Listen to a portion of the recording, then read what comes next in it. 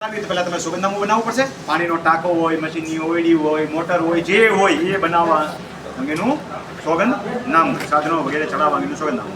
અમો નીચે સહી કરના 7 નંબર જેટલા નામ હોય એટલા અરજદારના નામ, સરનામા, ઉંમર, વર્ષ, ધંધો, ખેતી, મારા સંસ્થિત નીચેની વિગત જાહેર કરીએ છીએ. અમારી ખેતીની જમીન મોનંદ પહેલા હર કોઈ જિલ્લો ખાલી જગ્યા, તાલુકો ખાલી જગ્યા, ગામ ખાલી જગ્યા, રેવન્યુ સર્વેનો ખાલી જગ્યા, ખાતા નંબર ખાલી જગ્યાથી ખેતીની જમીન ધારણ કરીએ છીએ. અમારી ખેતીની જમીનમાં ખેતી કામ કરવા હેતુ નીચે મુજબની સાધન સુવિધાઓ વસાવેલ છે. પછી 1, 2, 3 કરીને ચડી નાખો, લખી નાખો. મશીનની ઓરડી, આટલા હોર્સપાવરનું કનેક્શન, HDPI પાઇપલાઇન ઓપન નહીં, ખોદી નાખેલી હોય તો એ જમીનમાં દાટેલી છે. આશરે ખાલી જગ્યા જમીનનો ખુલ્લો કેબલ અથવા દાટેલો કેબલ બધું લખી શકો તમે. ચોરી થાય ત્યારે તમારે કામમાં આવે કે આ રહ્યું, તેથી બિલ કાંઈ ગોતવા જવાની જરૂર નથી. અમારી ખેતીની જમીનની ફરતે RCCની દિવાલ, બરોબર, એ લખાવી એ નોંધાવી શકો. આવી રીતે જે કાંઈ નોંધાવવું હોય, પાણીનો ટાંકો, એ બધું અહીં તમે લખી શકો. ઉપરોક્ત રેવન્યુ ચડાવે તો ત્યાં સોગંદનામું કરીએ છીએ. ઉપરોક્ત કરમાં જાણવા મને સત્ય છે જાહેર કરીએ છીએ. સ્ટેમ્પ પેપર ઉપર એફિડેવિટ કરી નાખો.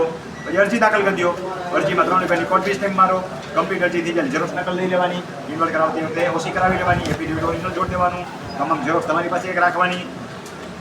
નામ, સરનામું, મોબાઈલ નંબર, તારીખ, મામલતદાર સાહેબ શ્રી, RCC, પાણીની ટાંકો, મશીનની ઓલી, જે કાંઈ હોય તે અન્ય હકમાં નોંધવા બાબત અન્ય હકમાં નીચે નોંધાશે, જે બોજા નોંધ વગેરે નોંધાય છે.